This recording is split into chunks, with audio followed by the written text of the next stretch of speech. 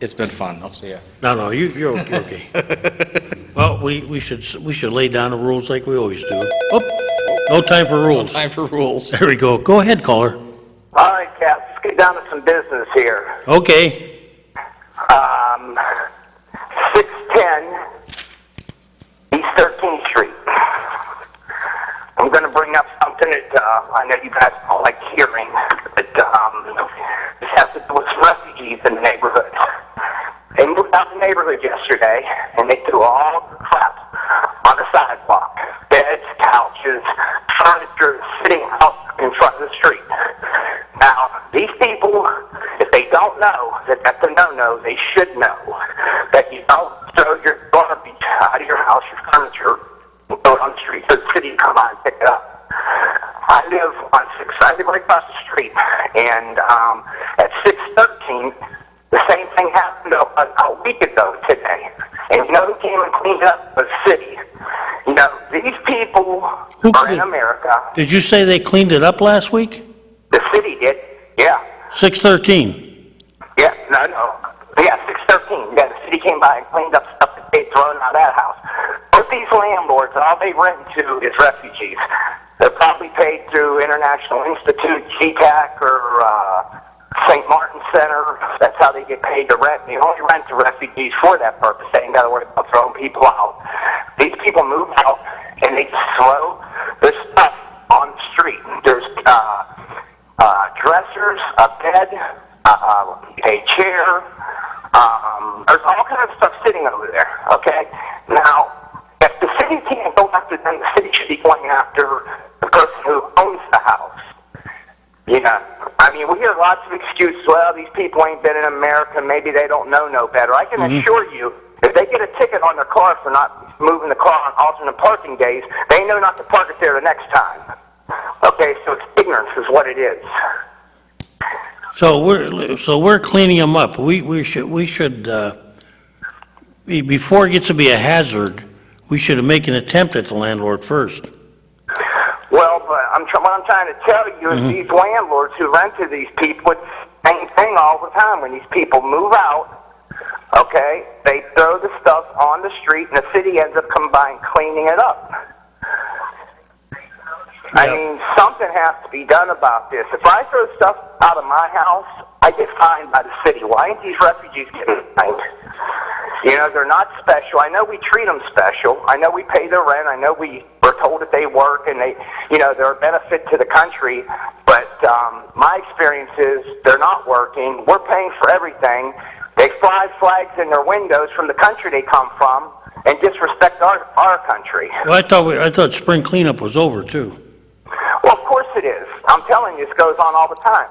These landlords only rent to refugees for the simple fact that International Institute, St. Martin Center pays their rent. So they don't have to worry about evicting people. There's lots of landlords in this city that's only renting to refugees now because they know their money's guaranteed for 6 months. And then what they do is they relocate these people what they do is they move them into a house, 6 or 8 of them. You know, they'll put 6 or 8 refugees in a house, and then when down the road, they'll put them in a house. You know, they'll rent a house for them or help them buy a house or cars. These people's driving nicer cars than I got, and they're not working. Now, explain that to me. Why are we giving these people everything? I wish I could. I can't. I want to know how Erie is becoming a better city by catering to all the refugees, bringing them in here 500-600 a month at a time. Okay, we're a poor city, and we're going to remain poor. Nothing's going to get better in this city as long as you keep bringing refugees in here. And don't tell me, nobody can't not see. All you got to do is open your eyes, and it's a mess around here. It's all you see anymore is refugees. And we're to make believe that they are working and they're productive. They're not productive. They're not working, and we're giving them everything. Well, I said not too long ago that one of the biggest problems in the city right now is not all rentals are bad, but when you have a combination of the rental situation you talked about, combined with students who do the same thing, run down a neighborhood, leave their trash out, party all night. Those aren't conducive to bring in what I like to call the income-producing people back into the city that will stabilize our tax base. That's not going to do it. People don't want to move to Erie. If you come to Erie and you look around, it looks like a third world country. Well, I just was notified I'm losing at least 2 more people in my neighborhood, and I'm not happy about it.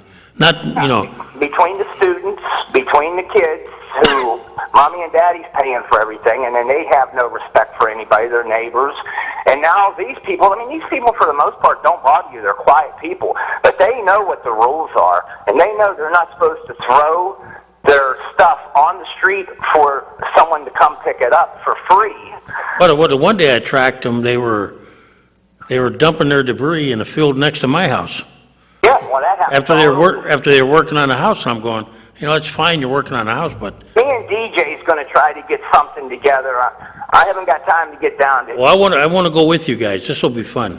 Seriously. We're going to try to do something like that, put something together. We can go around and actually film this, these properties and where people are dumping stuff, and maybe just find something with a piece of paper with someone's name on it or something. Maybe we can embarrass a few people. Well, I don't know how legal that would be, but, people just dump things, and this refugee situation has to get under control. I think if you take a picture in what is not perceived as in other words, if you don't go in their backyard and you take a picture, I was told this, that I take pictures of the parking situations and stuff like that, and how the neighborhood looks after a night of Animal House. Right. If you do it in what is not perceived as how do you say, an expectation of privacy, if that's what the general public sees, then that's not, Well, I wouldn't see anything wrong with filming this furniture sitting out in front of this house like somebody's moving, but it's going to be left there for the city to pick up. I think I'm going to check into that, the legality, and I thought I was told it was okay, but we'll double check. That would be an interesting thing to... Okay to what? Okay if we can, what we can film and what we can... Oh, yeah, but I don't know why we couldn't film that and then just, 610 East 13th Street, name who the owner of the property is. I like to start making these people get rid of things legally instead of having the city come. The city will not come and pick my stuff up. I put stuff in front of my house. And here's the thing. The landlord could put that stuff in the basement, put it in the attic until we have the large item pickup twice a year. Okay, and that stuff could be disposed of properly. But what they're doing is they're just throwing the stuff out because these people are not stupid. These refugees know no one's going to bother them. Well, no one's going to discriminate against them, and no one's going to bother them. And most people's going to say, cut them a break. Maybe they don't know no better. Well, that's crap. You hire a trash collector. No better. You hire a trash collector. That's what you're supposed to do. Right. But anyhow, I'm going to give someone else a chance to call on there. Okay, and you know what? When we get this straightened out, it won't be too long. We'll have to try that, and we'll see if any of the local TV stations have the guts that, like the Times News does when they have that little, what do you call that on the front page? A job order or job? Right. When they point out something bad? DJ has the guts. We'll do it with him. But, I'm going to let you go, man. I just want to say congratulations, too, buddy. Oh, thank you very much. Yeah. All right, man. I'll talk to you later. Okay. Yes, Yeah. we can speak about that now. Congratulations. Oh, I have to, I was going to say, you have to really thank the people that showed up that day. Yeah. It was, go ahead, caller. Hi, Kaz. How are you today? I'm good. Congratulations.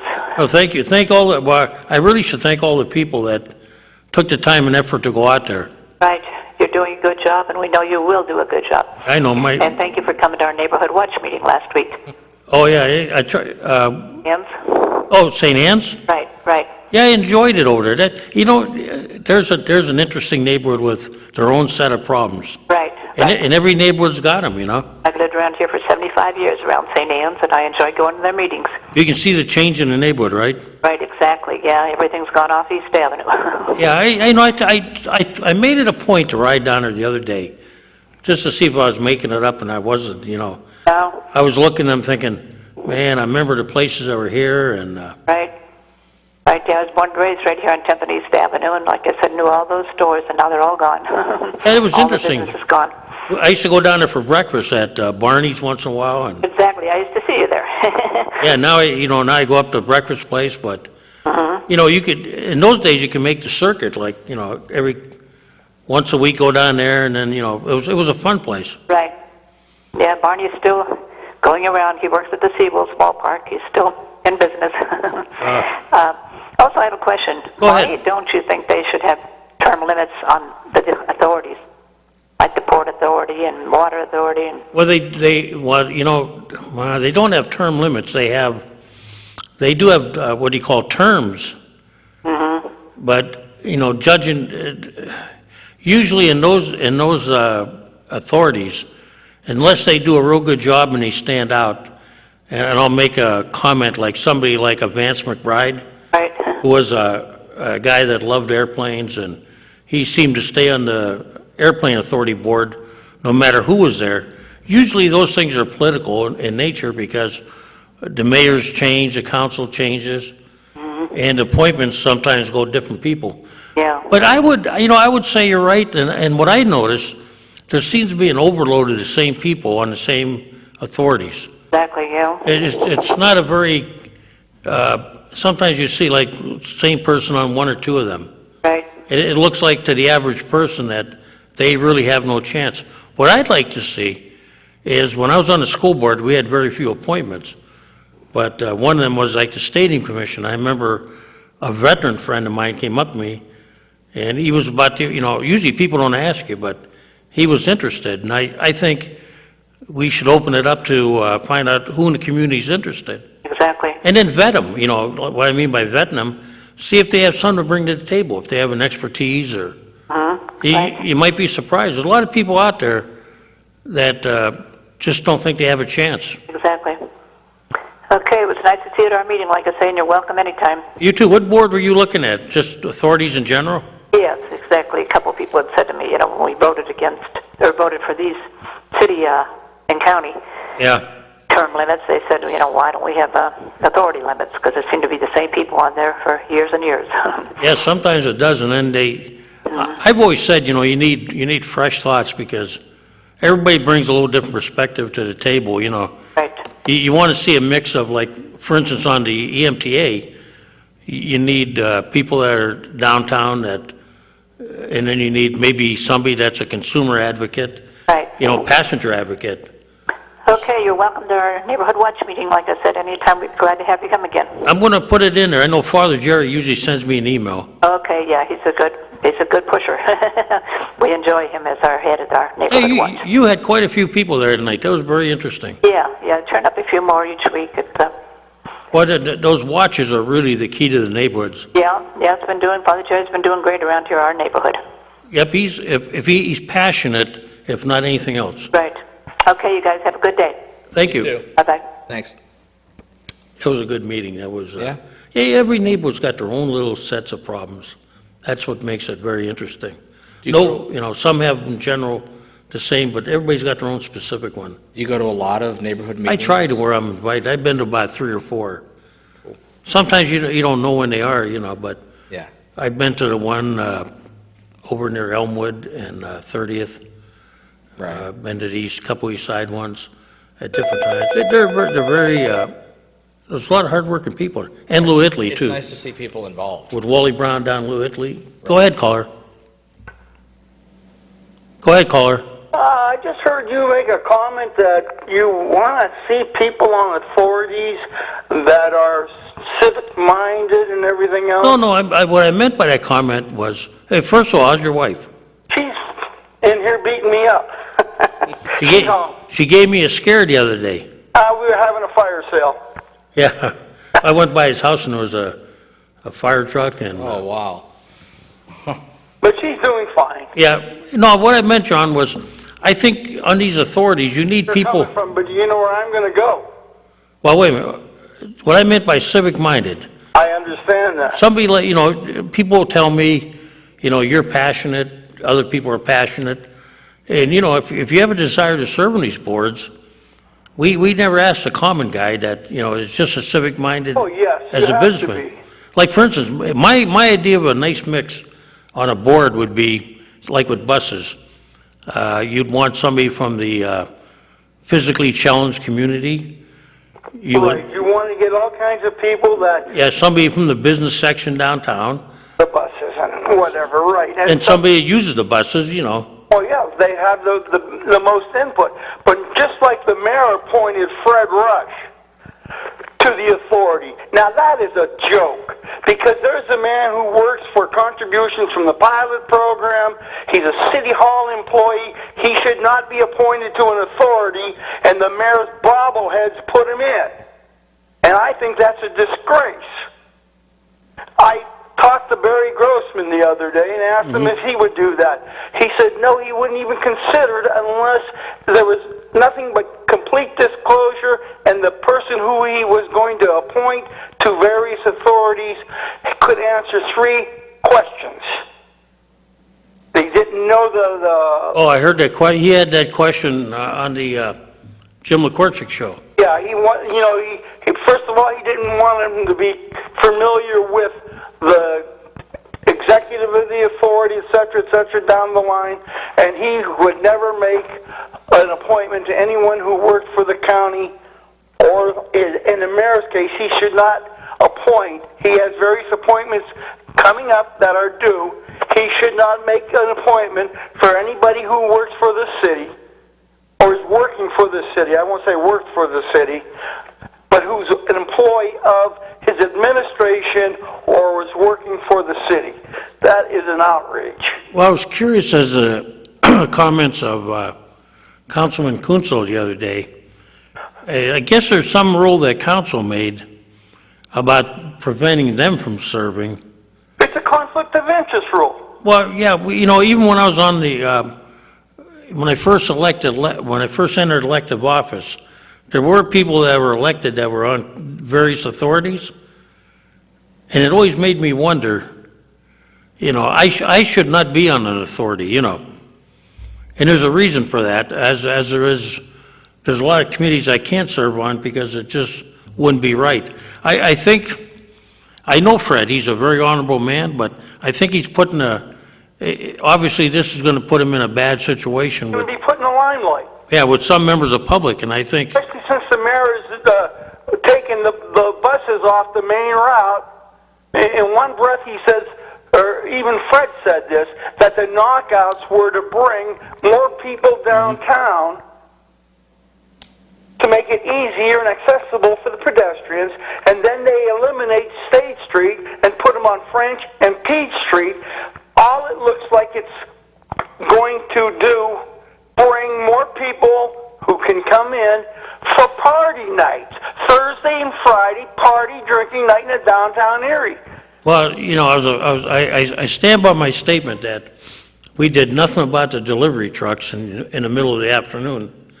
Well, the delivery trucks should be making their deliveries at staggered times Well, or in the evening Yeah, time. they should be doing like other communities do. They try to do it at a time when people are not commuting. It's not peak time for Right. people coming in, leaving the city. Yeah, they may Half be, hours.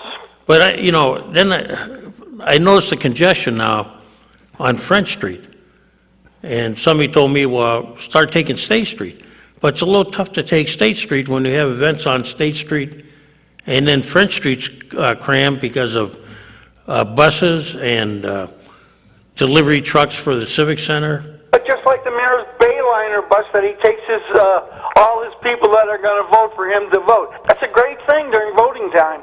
But what good are those buses down there running from State Street, from Front Street or down by the library up to 10th or 12th Street? All they're doing is going in a complete circle. You've got 2 men or 3 men riding the bus. We're putting all that money, or our taxpayers' dollars going to that, and I've never seen more than 4 people in a bus at one time. Well, the bad part about that, and I have talked to people involved, they can't rent them out, like say you, No, because they're federally funded buses. right, there's only maybe one or two that can be.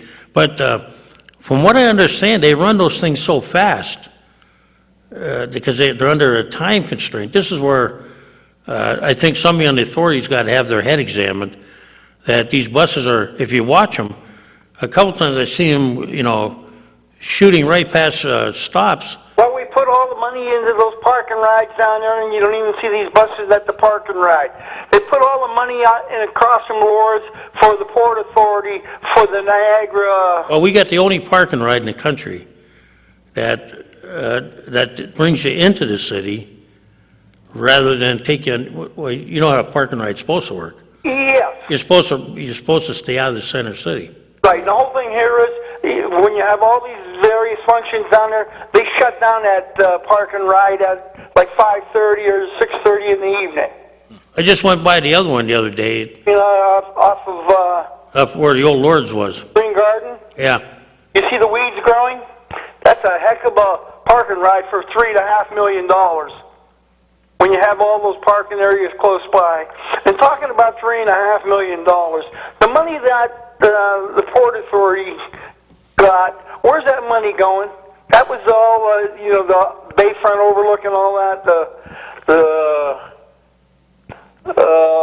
I'm thinking of the word, that nothing was to go down there without council's approval. Now the Port Authority sold that money, or sold that property, to the other GEIC. Now, where's that money going to go?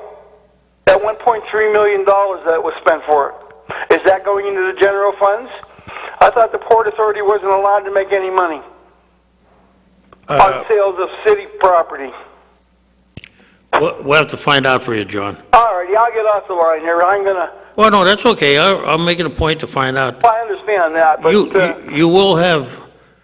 It'll be interesting. When I get on council, I will ask I questions. get Ray on the program. Let him take a few shots.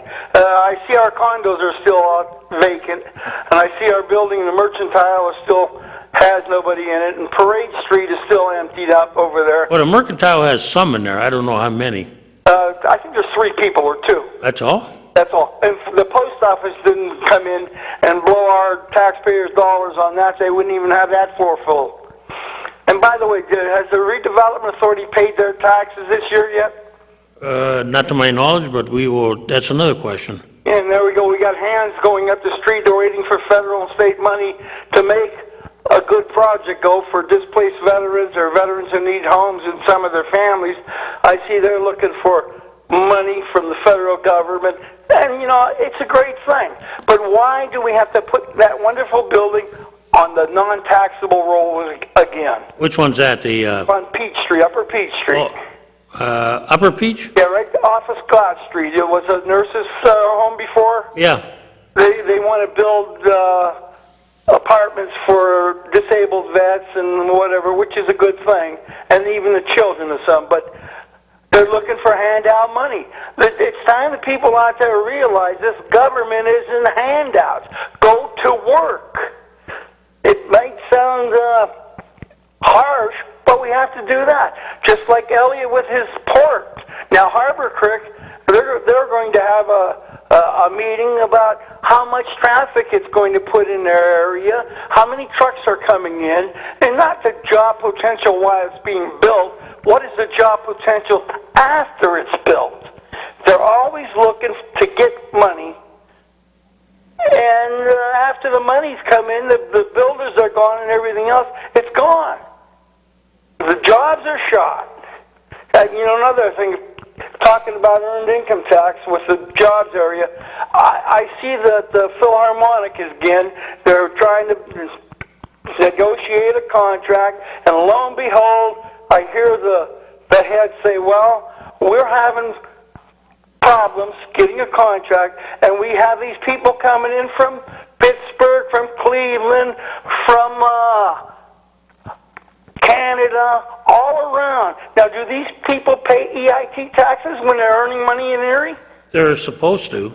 I bet you $1 to a donut they're not. Well, I have tried to encourage our tax collector to do that, and he backs away. good luck. It's just like the sea wolves. I don't know. The otters probably don't make any money. Well, think about this. We have union people that go to work on jobs, correct? And wherever they work, they pay. Right, and our guys pay taxes. I can't blame them for being mad when we have people every day coming into the city, many of them working on projects, excuse me, of a semi-long duration, That's right. and they are not paying taxes. One of the biggest travesties was when they built the federal building. Yeah, they brought all out-of-town workers in. Yep, we collected 0 tax dollars on that baby. Yeah, right to work, right? No, that was the previous administration, even under coaxing from council and other people, including my office, didn't see fit to go over there and collect it. Hey, well, yeah. So by the time they got over there, they were told, they were showed the heave-ho by the federal government. That should have been in place. I will give this now. When they built the convention center, they had these agreements in place that these guys had to pay, But sure, it should have come out of their checks immediately. Well, the bad part is it's a domicile tax, Right. which means it goes back where they live. Goes back to where they were originally from. However, if they don't do their due diligence, their tax collector, then we get to keep it. True. And not only that, we still get to keep the part above the 1%, that's the .0018. That is a special levy which goes into our pension funds, which even if we're only concerned about that little bit, that tax takes in roughly $5 million a year. If we were to be a little more aggressive, maybe get another $500,000 or It's going so. to be going down this year What? because Erie's no longer considered a distressed city. Oh, we're still distressed. No, we're not. Who said that? The state government. Not under the pension law, we're still, Well, it's going to be before you got like 75%. you have to be about 80 or 90%, no, 90% funded before you come off that. That's right, and it shows that the city is going to probably lose $2.5 million in pension funds Which one? from the state. Who said that? You'll see. Wait, where'd you read that? I didn't read it. I have a connection with the state, and they're not going to be giving that kind of money anymore. Oh, you're talking about- And in fact, they might even want some back from this last year. Are you talking about the foreign insurance? No, Which one are you talking about? I'm talking about when the city was under distress claim, 100% distress. Yeah, almost all the cities are. Well, we don't care about the other cities. We just Yeah. care about our city. You talking about the $3 million check we get every year? Yes, that's going to be reduced. That's the distress, that's what they call the Distress tax. or- foreign insurance. Right. Anybody outside of the state pays that, and the companies. But the city will not be getting that $3 million this year, and it's going to be real interesting here in a couple of weeks when the mayor comes out with his budget, and we're going to find we're going to have to pay at least one meal of taxes. I don't care what he says, and I still think we should not have a surplus in any departments. So one of these days we're going to sit down over tea and discuss this. What do you mean a surplus, John? Yes, yes, we have a surplus. Define a surplus. Well, a surplus is money above what you've had for a running city balance. You should come out 0-0 on either end, and you should not plan for rainy days. Well, what do you do if you cut your expenses, okay, and you got more money left over at the end of the year? What you do, Where does it go? it goes back into the general funds. It doesn't go into a surplus. Well, we don't call it a surplus. There's a fund balance. Well, how much of a surplus or your fund balance do we have in our coppers right now? Different ones have different fund balances. This is how you However, rob Peter and pay Paul. however, we still have an overall, what you call a deficit in our, over the years that hasn't been reduced yet, John. Well, So each year- you go out and get bonds that are supposed to last for capital improvement, supposed to last for 25 years for a capital improvement bond. You go out and get a bond that the parts of your bonds aren't even last 5 years. But see, there's a prime example. You got bond indebtedness, plus you have shortfalls in the budget from years ago that are still on the books as a deficit, okay? Yes. But if every year that any mayor, and including, Joe, who's done this, every year that you can bring your budget, you can end up the year on the plus side, either because you collected more revenue or you spent less expenses, then that's to your credit that you can close that deficit gap. That's what our federal government hasn't done. You're closing a deficit gap, but you're extending your payment on the deficit. Just like when you go out and renew a bond. Renew a bond, you get a different rate. It says you're making $3 million, but in the long run, you're going to be paying $6 million out when the total payment comes on that. You're just extending it, and the only person making money is the bond writer. In some cases, we have done that. We've tried to... The city of Erie's done it 4 times. We've tried to take... The problem is when you get elected to public office, you find out the sins of the past. If you look at the pension plan, you find out that many, many, many moons ago, and I won't name the administration, did not put the proper amount of funding into that plan. That's like when we had a water department, and the mayor was taking the money from the water department to balance his budget. There's a prime example. What did Mill Creek find out? They found out they come up short. Mill Creek found out that if you don't raise taxes once in a while, and you keep taking out of your little rainy day fund or whatever you want to call it, okay, eventually you wind up not having one. That's why I'm saying. But here's what the public. These gradual tax increases and not these backdoor tax of service. That's baloney. Well, here's what the public has to understand about a budget. It's the biggest misunderstood concept in the world, okay? The budget is only one thing. It is not sacrosanct. It is not the income statement. It is not the balance sheet, okay? That's where you find out the shape of a city, not from the budget. Right, and the shape of this city is going down like crazy. Well, actually, we're actually recovering slightly. But here's the problem. A budget is only a guide. We're not, I don't know how we're recovering slightly when we're getting less service for bang for our buck. Well, that's the problem sometimes. Nobody wants to raise taxes. That's right. And you have to do it when you have to do it. And you and I both know that And we've got to get all these nonprofits reevaluated. Well, here's our problem, and I don't disagree with you. Our problem is that when you look at Harrisburg has to be the one that goes after the nonprofits. We can hammer them all we want, and we do at the League of Cities, and we hammer them every time I see one of my legislators. But there's no movement in Harrisburg that is addressing that yet.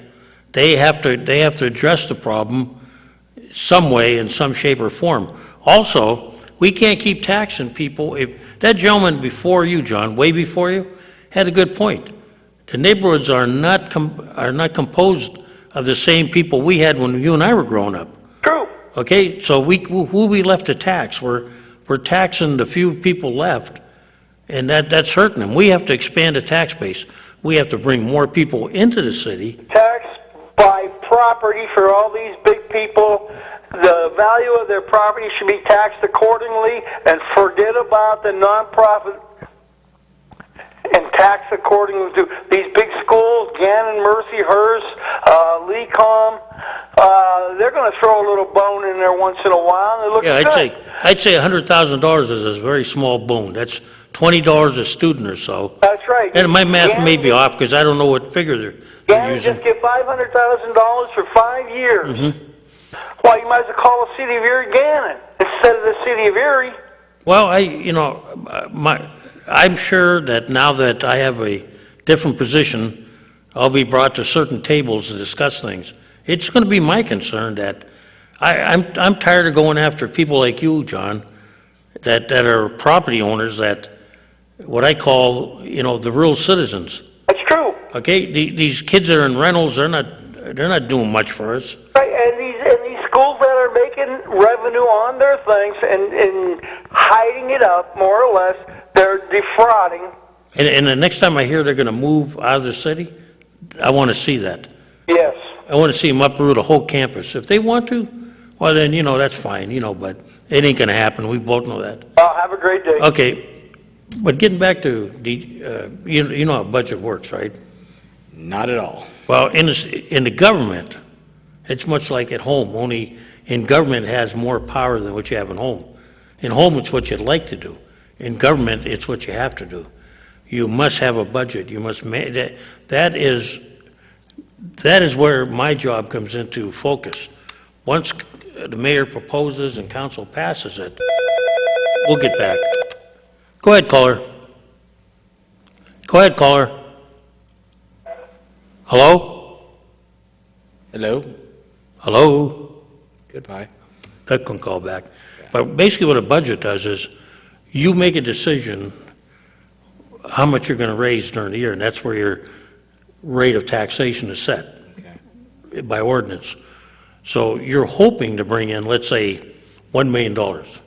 You know you're not going to. You know that history tells you you'll bring in 90% of that. Right. So you try to, and they do bring them, they're pretty tight, but you can't take into account, shops moving, shutting down, people coming in, things happen, but that's a guide. Yeah. Same as on the, you anticipate all the things you're going to bring in. Then you anticipate what you're going to spend. But on the spending side, those are absolutes. Right. And once they go over what was voted on, then they have to go back to council. That's where my job comes in, where I have to tell them, you're overspending your budget. So that's what that means. Now, at the end of the year, I think when John mentioned surplus, technically, if you have some left over, yes, it goes back into the general fund.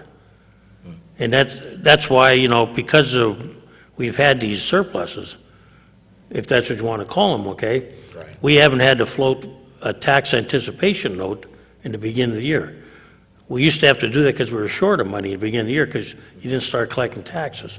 So we would take out these loans which cost money. We haven't done one. Right. I think it's been like 8 or 10 years. We haven't floated one. So, that gives us, we have money in the bank. And that also, if you can keep doing that, you'll eventually cut your deficit down.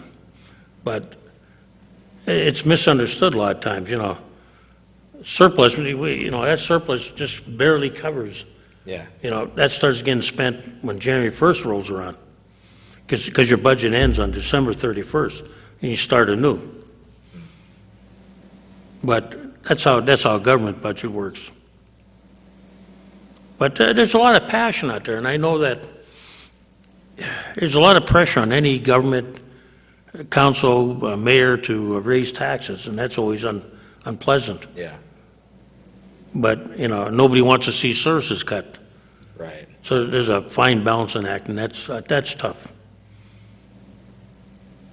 But that's why I think, one of the toughest things in Erie right now is the fact that, it's no secret, we lost 36,000 people since our high point, way back in the 50s. It's been a slow slide, and you look at the neighborhoods, and some of them are, some of them need help. Right. Go ahead, caller. Hi, Kaz. This is Barb calling back. I was wondering if you've gotten in touch with Sarah at all about the tree on Raspberry Street. I sort of did, but she was out. I'm going to talk to her today, and I'm going to take an extra ride by there today. Okay. Because I have some business on that side of town. Alrighty. I did trim it a little bit, what I could, but I don't know. I'm just afraid the good wind's going to knock it down. There's thorns on it, and those kids jump up and grab those branches. I have your number. I'm going to call you when I take a ride by there tonight. Okay. It'll probably be right after work at like about 4:30. Since when did they say it was the homeowner's responsibility to remove a tree? I think it's always been that way. And I remember years ago, my parents had a tree in front of their house. They called it a sycamore. They were huge. And it was starting to, I remember, it wasn't rotted, but it caused a lot of problems. It was growing near the house and everything. We had to get the okay from the city to cut it. And the only thing that happened was, I think in those days, the utilities would cut the parts around the wires, and then my dad had to pay to have the rest taken down. Well, it is around the wires, but I don't know which wires they are. Yeah, they'll come, Penlick will usually be the one that'll come in, and people complain what they do, because they're supposed to do a 1-year cut, but they sometimes come in and do a 2 or 3 year cut, Right. and then the tree looks like it's ready to be killed anyway, you know. Right, and the bottom of it doesn't look, I think that if Sarah says it's decayed, then the city will take them out sometimes if we have funding available and it meets criteria. So what I'll do, I'll have her take a look at it, okay. and then she'll have to make a ruling on it, but usually, I guess, doesn't surprise me. The homeowner, in the old days, had to take care of them too. Well, in the old days they had to take care of it? Yeah, because when my dad had his tree cut, that was back in the late 50s, early 60s. Gosh, then I figured it was the city's responsibility. No, because you can't even take them down unless they okay it, but Uh-huh. now the school district was taking down a bunch, like alongside Perry School one time, I remember that. Right, and I know alongside Irving School there, they took those down. Yeah, so I think, yeah, because, you know, look at Penn they take them down, you know, near their wires. The city doesn't do that, you know. Uh-huh. I'll check in and I'll ask her, but I think that's what she told me, the homeowner is responsible. We'll try to find out if I can find the ordinance. Okay, would Penelec take it down around the wires there? You'd have to call them. Mm-hmm. I'll get you the number of the guy that's in charge of that, Okay. and you'd have to call them and ask them, they'd have to take a look at it. They have a company that goes around. I see. Let me mark this down, the ordinance for homeowners' responsibility. I'll have to look that one up. And then I'll try to get Penlec's number for you.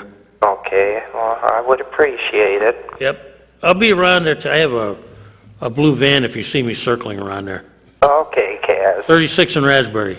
Yeah, Okay. 3523. It's on the corner of 36 and Raspberry, between the corner and the house. Okay, I'll be up there tonight. Okay, and Probably about 4:45.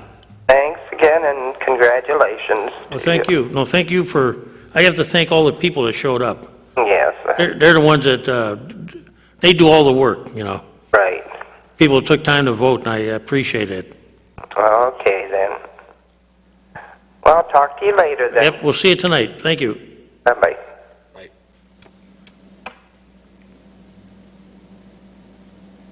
Where were we? Let's see. Budgets. You were explaining how a budget Works, yeah.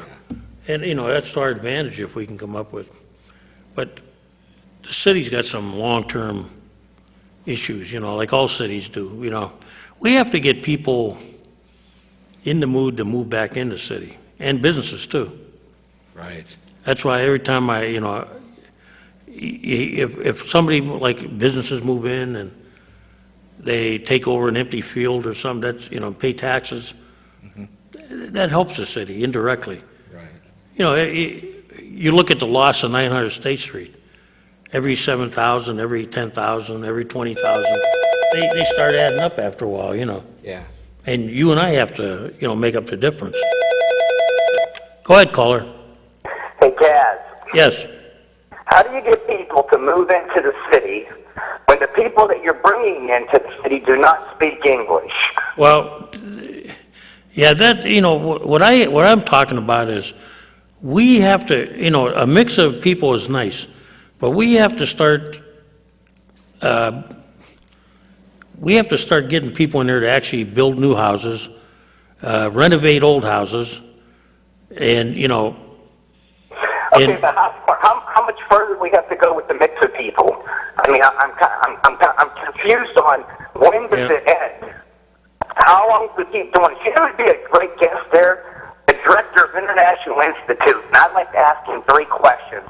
I'd like to ask him what his budget has been, how much money International Institute has received the last 5 years, bring up refugees into the city just to see Erie, and how many more refugees they brought in every year since, say, 2008.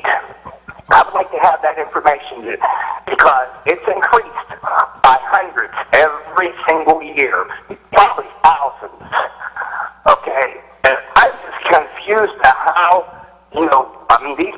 not trained to do the type of work that needs to be done. They don't even speak English. And we are taking care of them. I mean, you might not want to admit it. Okay, maybe you can't. These people are not working. They're not self-sufficient. There's another question to ask the Director of International Institute. How many of these people have become self-sufficient and went out and got a job and are paying taxes? Well, I'll tell you, the only ones I've seen some that we have. Yeah, I know you got some that work at the city. And Well, no, they don't work at the city. They work. We have our cleaning crew that is by a private company. yeah. They have some, and I know there are others working the plastics plants. I have good information on that. And there are some that, just like in the world, there are people that take advantage of the system, and there's others that are actually working their way out of the system. There's a lot of immigrants I've noticed that they have moved out of the old neighborhoods and, gotten nice jobs and moved up. And it's no secret when you watch their kids in school. I'm not talking about immigrants. I'm talking about the refugees. Yeah. Well, some of them are, I guess it just depends on where they came from, their life experiences. A lot of them are. There we go. Now we're feeling sorry for them again. That's the problem. Pardon? There we are feeling sorry for them. I don't care about their life experiences. My experiences are not that great right now. Okay, I'm suffering. I'm going without. See, if they pay taxes, I'm okay, as long as they work and pay taxes. But I'd like to know how many of them are paying taxes, because I don't think there's as many as you think so. well, I don't know. I've heard many stories, and I've heard them. Disavow that. That would be an interesting guess, though. Well, I can tell you one thing. My eyes don't lie to me, and from the street that I live on, I can see who goes to work, gets up and goes to work, who comes home. I mean, you can tell if someone's taking a lunch and going to work, and the people that I see are not working, but I know the rent's paid for. I know that I know they can't park for a crap. I don't even know how they got a driver's license. I don't know how they got a driver's license. Okay, something needs to be done about it. We can't, this city's not going to prosper as long as we're bringing in refugees at record numbers that we're doing it and paying and giving them everything. We're going to be a poor city. And you know what? Let's be honest. We know why they're coming here to Erie. Because Erie has to keep the population above a certain amount of people. No one's coming to Erie, so we're getting all the refugees. We have the Turkeys, we have the International Institute, we have St. Martin Center bringing these people into this city to keep the population above a certain amount so we can get federal dollars. That's what's going on. I mean, let's be honest. Let's try to work an honest program. I don't think we're doing a good job counting, because I think there's more people in Erie than we know. And Well, I don't know. But I know one thing. I know the people that's being brought into Erie and the people who are moving to Erie do not speak English. So you tell me how they're going somewhere and working. Of course, most places now have to have someone that can speak their English just to tell them what to do. I mean, what's this country coming to? Well, the federal government's bringing them in, and I remember when I was in Europe, they were highly distressed at one of the countries I was in, because they were fighting with our men in Afghanistan, their troops, and yet their citizens were not afforded equal opportunity to come to this country, or their kids under work visas and studies, and yet they were, they were our good allies? And that really disappointed a couple countries over in Europe, that we were only letting in certain groups, but not what you call the traditional groups. I guess maybe, hey, I'll be honest. I said let's work on this program. Maybe I'm prejudiced. And the reason I am is because when someone in this country's paid taxes and worked for 50 years and they can't get help paying a gas bill, we're bringing people in who have never fought for this country, hang flags in their windows from the country that they're from, who don't speak English. I thought anyone who come to this country was supposed to know how to speak English before they came here. Well, I can tell you that what bugs me sometimes is I don't think I wouldn't say you're prejudiced. I think what's going on in this country right now is we're having tough times. There's no secret there. And you know, I got a daughter that, she does everything right, but because she's in a field of work that doesn't pay a lot, she struggles from time to time. And it does bother me that, you know, it seems like when I was in trouble a few years ago, a brief period of my life, many years ago, no one really rushed to my aid. And you're right, that does bug you, you know, especially when we have homeless veterans, you know. Right. And then, you know, when you brought about the flag, it's all right to, you know, I fly the Polish flag on rare occasions, but let me say this. My grandfathers all had an American flag when they came to this country. And every morning it would go, almost every day it would go up. There was a pride that this was their new place. You know, they were still proud to be Polish, they were still proud to be Italian, but You know what, Chad? but they were Americans first. And I think that's what bugs a lot of people here, that, you know, we are going out of our way to make things easy, to keep things the status quo, when if I went to Poland, I would purely expect to have to learn the language. And, Yeah. you know, and I think that's what bothers, I don't think people are, I think they're just finding that things are changing in a wrong way for some people. Well, I'll leave it at this, Kaz. I would say this. If they're so productive, and it's such a good thing bringing them in the area, record numbers like we're doing and we've been doing every year, International Institute should have no problem coming on television and telling us how many people they've been bringing in every year, the increase every year, and how much money they've been receiving every year, and how many of these people have have become self-sufficient with a job and are paying their own rent. Well, I'll try to get them on.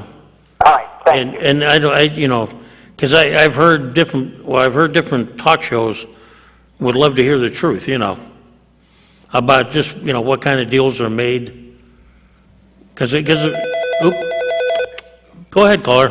This country is a melting pot, and the gentleman that spoke before me, the churches are bringing these people in. Well, they're not the only ones. It's a combination, John, of he's right about.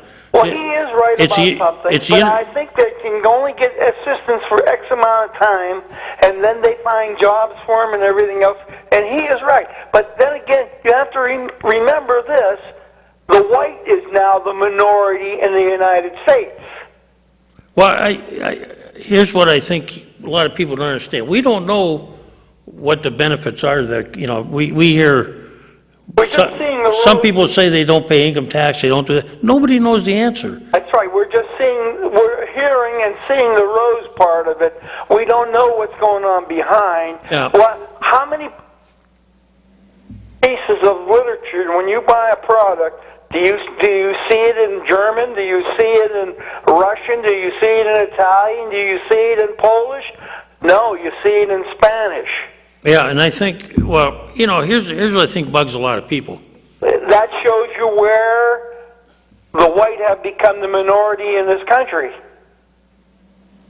We are not on top anymore. And that was coming back in the early 90s, and it was projected that by the year 2005, the white would be the minority in this country. And we are, believe it or not. But I just had to pipe in. I see the same thing your last gentleman was saying, and I see them going out. They're bringing in building them new houses, putting them in Sections 8. But I think down the line that they have to contribute to taxes and everything else. That's like Humanity for Homes. But the question, houses. The question is, though, if they don't, see, you hear a lot of horror stories that.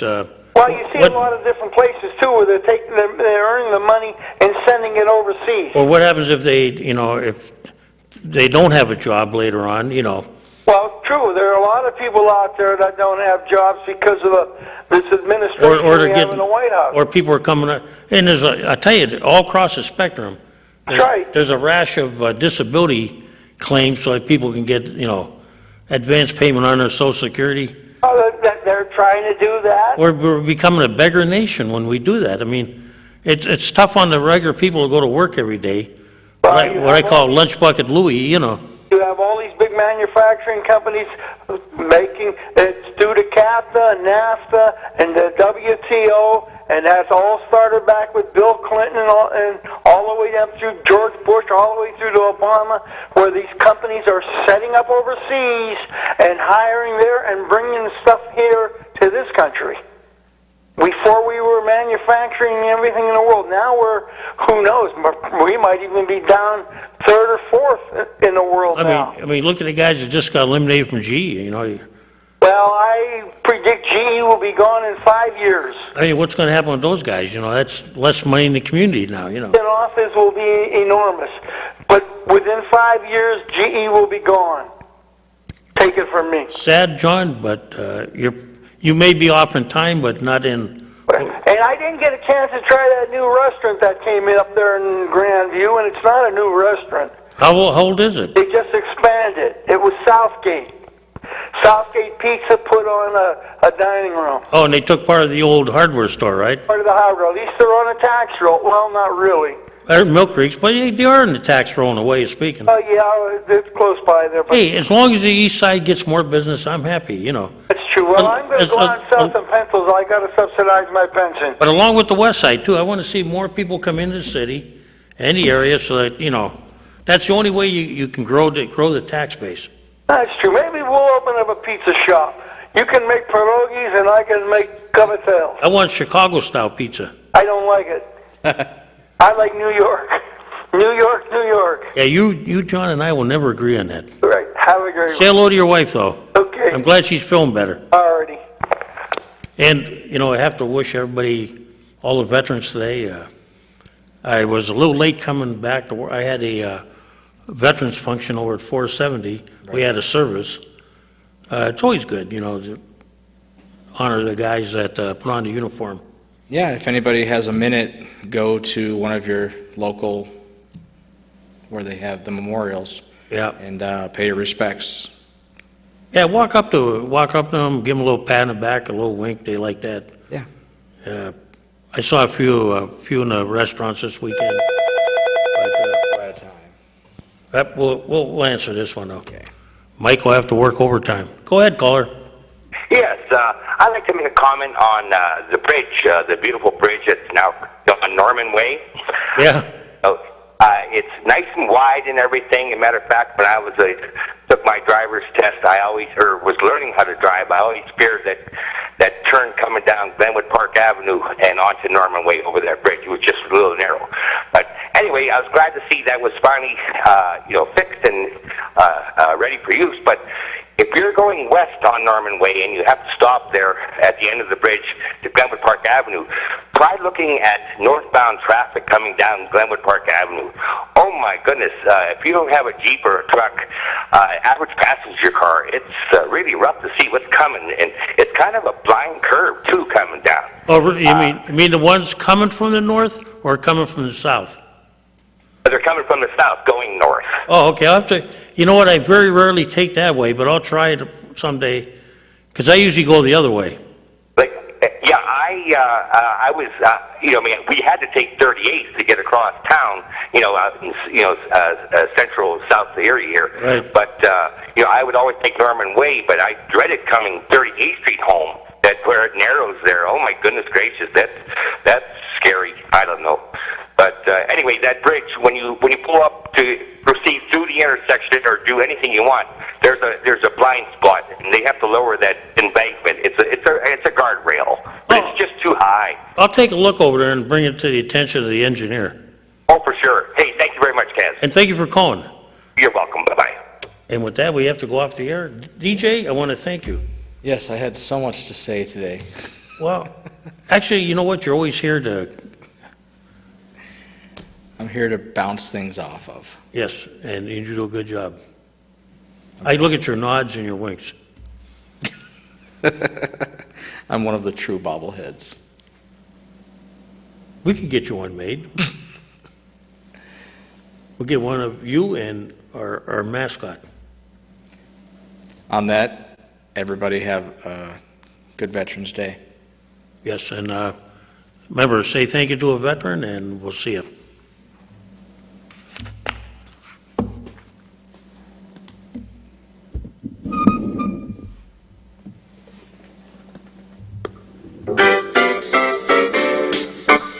Ladies and gentlemen, you have been watching the Taxpayers Hotline Show on Erie's own Government Access, Channel 9.